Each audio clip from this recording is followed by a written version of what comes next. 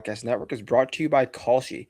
Make real money predicting sports. Kalshi is available in all 50 states, and you get $20 free with promo code SGPN. That's Kalshi, promo code SGPN. We're also brought to you by Rebet. Rebet is the number one social sportsbook and casino out there, available in 35 plus states, including Texas and California. Get in the action with Rebet. Plus, get a 100% purchase match up to $100 with promo code SGPN. That's Rebet, promo code SGPN. We are back. We are live. Genesis Invitational back at Riviera. Always a fun time. I am here in California still. Fun week at Pebble. We were close to some sweats, close to some winners, but Colin Morikawa steals the deal. How was your Pebble viewing experience? What are you taking away from it? Watched quite a bit down the stretch on Sunday. One of the most visually appealing watches of the year. I know people have always said that, but it's just like so cool to see, especially like Bridgman's shot late on Sunday. Yeah. From the beach, like very cool atmosphere. Colin really came out of nowhere. I think I tweeted on Saturday. I had it on like in the background, and then I checked the leaderboard and on my TV, and I was like, Morikawa T3. Like it just didn't. They weren't showing him a whole lot, or at least maybe I wasn't in the room when they were showing him, but he crept up there and got it done. If we would have just, I don't know. I wish. No, this is like you've been texting me the last like few weeks. Colin Morikawa 60-1, and I said, yeah. Add 2 more zeros to that, and you're like, yeah, you're right. But no, I'm not right. Go with your gut. You're a very smart bettor, and you've been on the Colin hunch for a while now. You've been ready to pull the trigger, and just obviously didn't last week. But your head was in the right spot, so that should be a good sign going forward. Yeah, it hit his top 30 for even money, so that was that's a win. Didn't have to sweat that one. Tell you that. No, that was maybe after Thursday you did, and then he came out of nowhere. Yeah, I checked him on Thursday, and I was like, God, he's not even gonna give me a sweat for a top 30. Like I was like, it's just gonna keep like I don't know why I keep chasing this, and it is. I mean, that's the world we live in. That's betting. Like you can't. Mm-hmm. How long was I gonna bet Colin for? Like you can't just keep throwing money away. But when you see a number get a little bit too far, and maybe there will be a couple guys this week who are in the same bucket. I mean, it's golf. These guys are all PGA Tour pros for a reason. Something clicks, anyone can win. Yeah. All right. Well, Riviera back here for the first time since 2024. Obviously, there were some fires last year, so we had this event at Torrey Pines. Sadly for me, the boots they got rained out. I went all the way to Pacific Palisades from Thousand Oaks. It was a decent bit of a drive and hardest rain I've ever seen. So there was no boots on the ground information from me today. But if you want to get the information, it will be there tomorrow night because I will be there bright and early tomorrow. It looks a little bit clearer. The guys will definitely be practicing tomorrow. So hit me up on Twitter and get that code to get all the boots information for sure. But if I'm not there, if no one's there, what do you look for at Riviera in terms of a course handicapping perspective? It sits right in the middle in terms of difficulty, like right around 20-ish over the last 2-3 years that it was played. So, I mean, it's not going to be a birdie fest. You look at the guys who won recently. I mean, the last 3 winners were 17 to 19 under, Matsuyama in 24, Rahm, and then Neiman in 2022. I think it's going to play a little bit harder. Correct me if I'm wrong, but with the way the weather is, if the rain stays like this, I mean, don't you think it could play a little bit more difficult than we've seen the last 3 years here? Well, I think it's going to be clear come the tournament time. At least that's what I'm seeing now. And if it stays soft, I think it's going to be playing easier.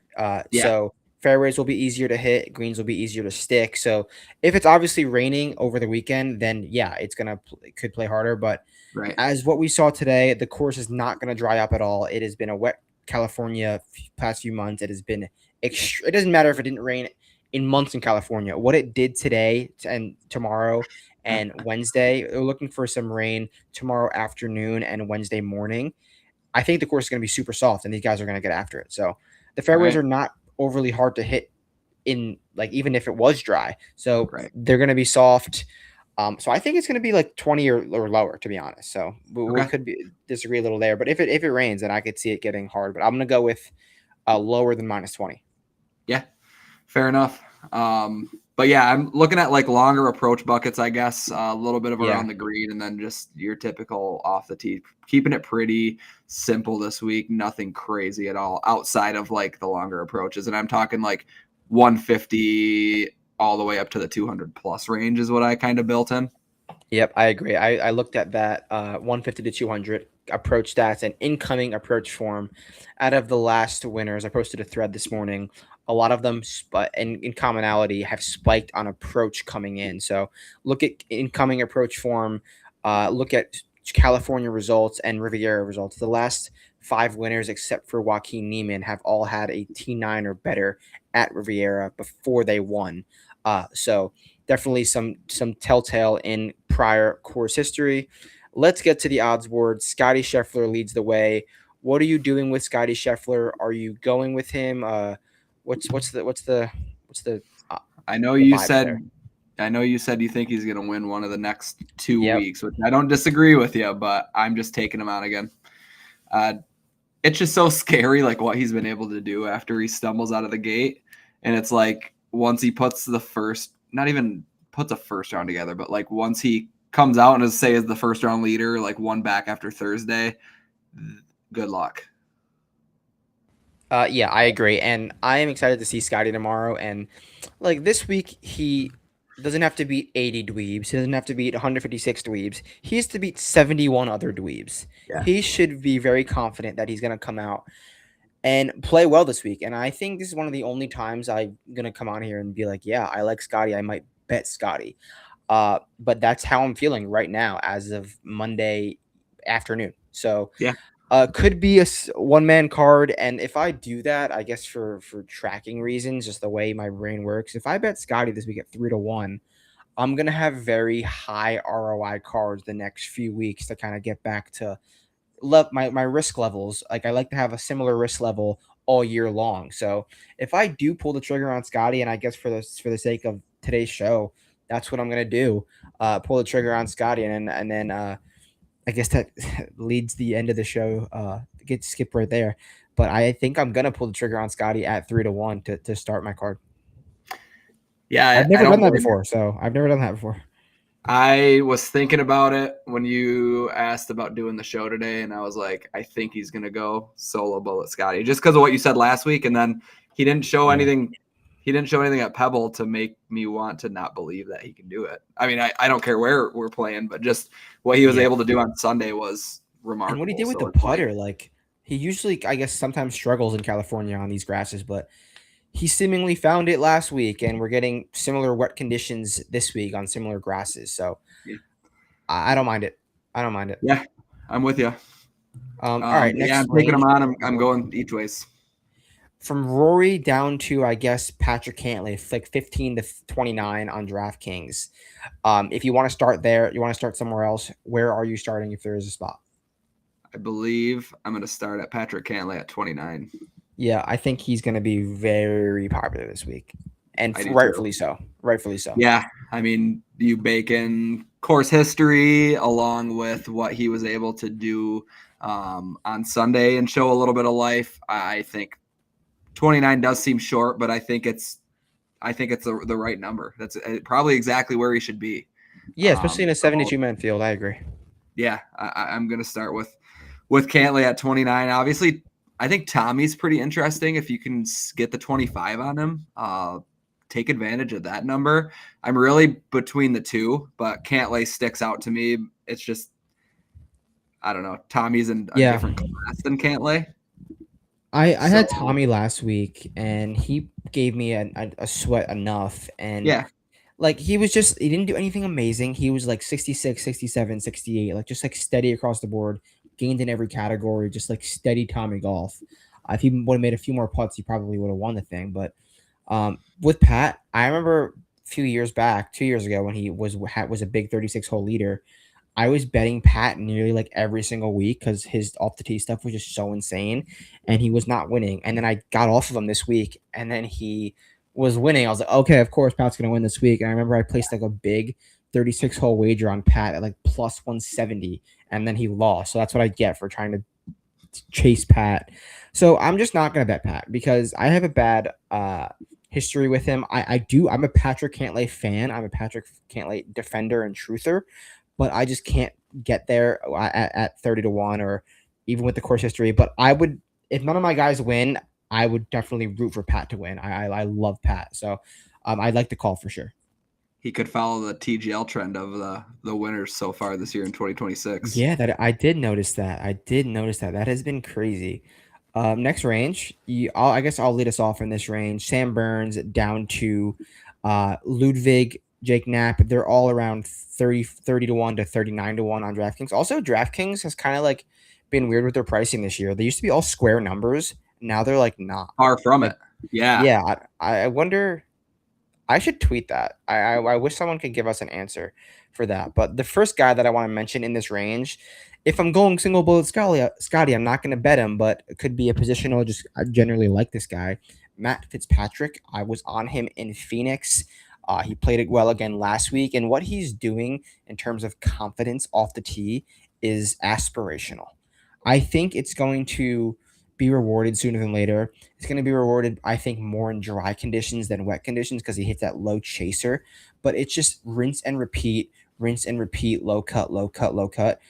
And it seems so simple. And I wish I could do that. Like just a low, ugly, swinging cut.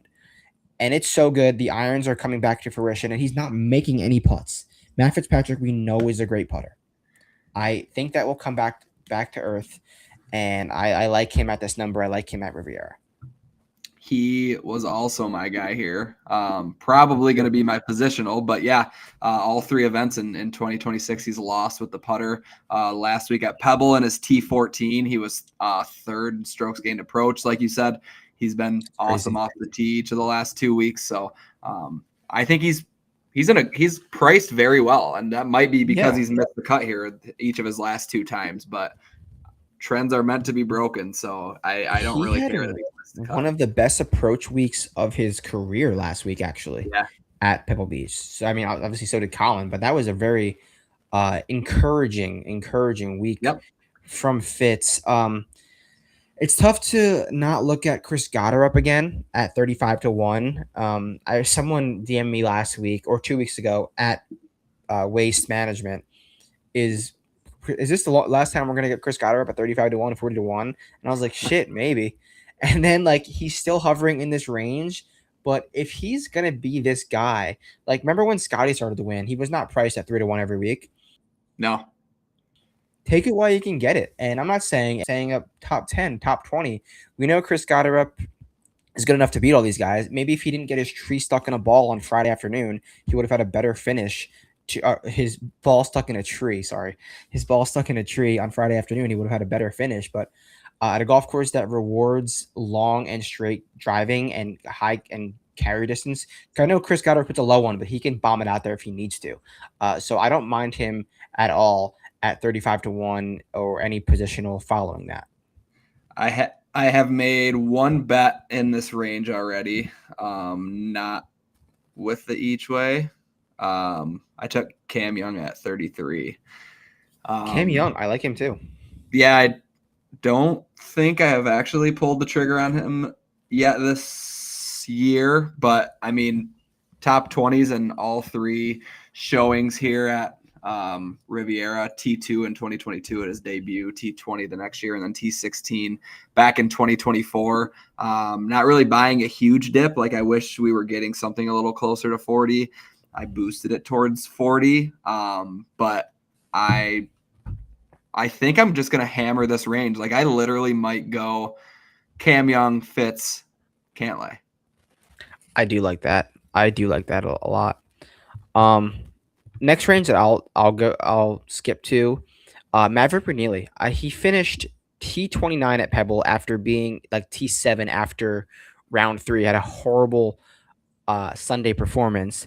But Maverick still gained strokes off the tee. Maverick still gained strokes on approach and around the green. He's now gained on approach in 1, 2, 3, 4, 5, 6, 7, 8, 9 straight events. I do think that is the longest approach continuous gains of Maverick McNeely's career. He's got decent results here, T7 in 22 and then a missed cut in 21. We know how confident he is in California on these surfaces. I expect that putter to heat up, and he showed some great signs the past few weeks. Remember, he was in one of the played well at Waste too. He was like in Yeah. the mix, and Farmers he played really Yep. well. So Maverick at 45 to 1. I don't mind it at all. Another, I think, solid top 10 look for him. So he's going to be my guy in this range. Yeah, it's hard to argue Maverick McNeely. I'll be a Mav guy Yeah, for the rest of my life. So it's your guy. RSM Classic it winner. is. Who do you like down here? If you want to skip down, we can also skip down soon because it's a really short field, and we can do. Yeah. If I stay up in the 30s there, I'm not sure I'll go anywhere. Obviously, talking about betting your guys and chasing numbers, Ludwig at 40 with an each way is tempting. I mentioned the dip that we saw last week with him. I don't love what I'm seeing out of Ludwig. It's hard to even No, back the 40. Like, I wish I was getting a larger number. I mean, look at what he did last week at Pebble. I mean, he didn't lose anything but substantially he's too. anywhere. That's not that. That's bad for Ludwig. It That's an is. F performance for him.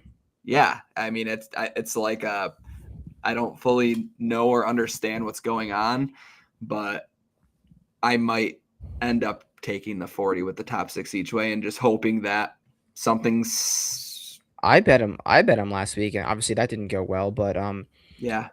I spoke to a caddy this morning, and we were just talking about like golf and stuff. And we Ludwig came up, and I said I have some takes about Ludwig and Skavrin, and the caddy said right back to me, Skavrin does way too much, and I said I totally agree, because so many times in these practice rounds I've seen Ludwig give Skavrin the what the hell are you doing, bro? Look, Yeah. for example, like trying to do too much and get too cute. It was just one time at Oakmont for the U.S. Open last year. Hole one, remember that hole that was super downhill? That Yeah. like if you could have hit that slope, even though it was a Yep. little bit too wet for it. So everyone was hitting driver down that hole, trying to get as far down as they can because it was a hard approach. Meanwhile, Ludwig, one of the greatest drivers of the year, one of the great a generational talent with a driver in his hands. Skyvern has him hitting 3-wood behind the bunkers, and Ludwig gets to his ball and walks 25 yards further and like goes like shrugs like why wouldn't I hit driver here? And I don't know what Skyvern's answer was, but just stuff like that is just makes me not want to play Ludwig until something changes. I just don't Yeah. think they get along. Obviously, they have 2 wins together. But for the talent that he possesses, I think there's a glaring weakness, and it could be Joe Skovron, which it is a take that Adam and I have had for a decent bit now. Yeah. Yeah, like I said, it's just the lead and stuff. I mean, you have the name value there, obviously, but it's not even like a Colin last week where you're getting a Yeah. 66. I mean, you're paying 40, so I feel a lot more confident in going up to a Cam Young at 33 or even mixing an extra guy in that 30 range. But it's something where it did made me take a look, and I don't know. We'll see. We will Anyone see. else you want to touch on before we get to the triple digits? Let's see here. I don't think so. All I right, don't there's one think I guy I will. want to touch on, but I'll wait till we get to positionals for him. So I guess the Okay. first triple digit guy that I want to mention is where did he just go? He was just right in my sights. Where did he go? Okay. Corey Connors. Corey Connors, 105 to 1. If it does get a little difficult, which I don't think it will, I could see it being better for him. But Corey Connors has been a liability with the irons. He has not lost strokes on approach in 3 straight starts since 2021. And he's going on 2 straight starts. I assume that will flip and he will gain strokes on approach. We know Corey Connors is a flusher. He's not driving it great either, but he's too good of a ball striker to be in that low category. I don't even care about the around the green and putting. The ball striking should correct itself, and he can get a top 20 at any golf course. So I'm down for Corey Connors 100 to 1. The one bet I have made in this range is your guy, kind of. Nico Echeverria, I took at 250 to 1 with a top 6 each way. When he gets hot, he sometimes can just run with it. And this weekend, for example, he looked amazing. I mean, Saturday and Sunday, really crawled his way up that leaderboard, finishing inside the top 10, was second in strokes gained approach. So Nico Echeverria, 250 to 1 in a field like this. I have a lot of confidence in him compared to some of the guys that he's priced around. Yeah, I do agree. Just give him a clean line. Like Rahm won this event, gaining like 11 strokes in approach. Nico Echeverria can gain 11 strokes in approach. He's that good with an iron in his hands. All right, let's bring it back around. Outrights and positionals, and we'll do our, instead of a top 20 bet, a top 40 bet this week, we'll do top 20 because this is a short field. I'll lead us off. My outright is going to be single bullet. I'm going to go Scotty Scheffler 3-1 for the first time ever. Scotty is going to be my guy, and I think I will give me at the very least a sweat, and that's worth the price of admission. Had sweats at Sony, had sweats at Phoenix, had sweats last week. So if I can get a sweat, I will be happy. Hopefully one pulls through for me, and hopefully that can be Scotty. All right. Want me to rattle off all three? Yeah, do yours, and then we'll go to positionals. I did it earlier and kind of mentioned it, but that is where I'm going to go. I'm going to go Patrick Cantlay, 29 to 1, Cam Young at 33 to 1, and Matthew Fitzpatrick at DraftKings specific 37 on the dot to 1. Okay. Those are going to be my three. Live in the 30s and see what happens. How many positionals do you have? Technically just one for the top 20, but I can pull two out. Okay, let's do two each. Let's do three. So two, and then the top 20 bet. Okay. So I'll start top 20, Ryan Gerard. I'm going to go Ryan Gerard top 20 at plus 168 on DraftKings. Great ball striking form. I love what he's doing in that regard. I know he's not the greatest putter, but he won in California, so he could be used to putting on these conditions. In some regard, I don't need him to win, just need him to top 20. So I like Ryan Gerard for a top 20. Who do you got? I am going to start with a top 10 actually and go Hideki Matsuyama plus 182. Okay. Rates out extremely well for me. He's as hot as anyone. He's the guy who's won this event at this course the most recently. So I'm just going to ride Hideki and hope the long irons continue to pop. Sweet. My second T20 or second positional will be Sam Stevens plus 210. Sneaky, really, really solid ball striking form right now. Gaining off the tee, gaining on approach. And if he likes a golf course that rewards fairways hit, and you definitely don't want to be playing from this thick, wet rough. So I'm down for Sam Stevens, top 20 plus 210. All right. My last one is actually going to be somebody that you had top 40 last week. We're going to take Aaron Rye's top 20 at plus 245. You might be able to find a better number there, but lost the most strokes putting of his entire career. I could be wrong, but I'm pretty sure that was the worst putting round of his PGA Tour career last week at Pebble. Not that he did anything else that well, but he was playing really well a couple months back, hoping he snaps back into form. So getting Aaron Rye for a top 20 right around plus 250 is pretty good value in my eyes. I like that. All right. Now it's time for our competition. Usually we do top 40 one and done where you can use one guy per year, plus money or better, but we're going to do top 20 this week. So we're going to have some better names to choose from.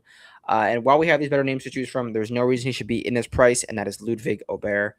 Top 20 plus 160 or no, 106, something like that.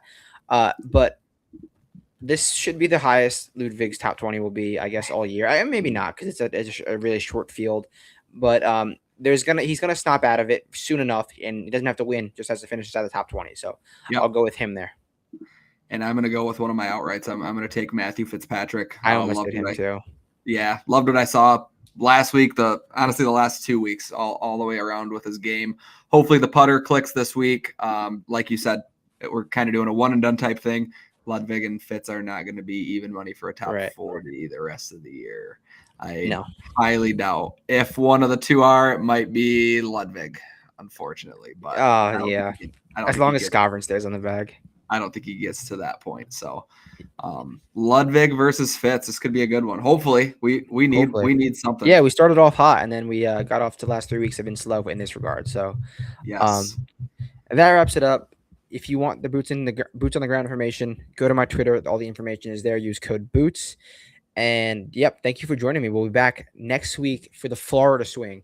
I will be back in my home state. I cannot wait to get back. Warm, not in the rain and wind. You're Oh going to my be god, loving life. it's gonna be. I cannot wait to get back. So thank you guys for listening. Thank you for joining me, Dom, and I'll catch you guys next week. Peace. See ya.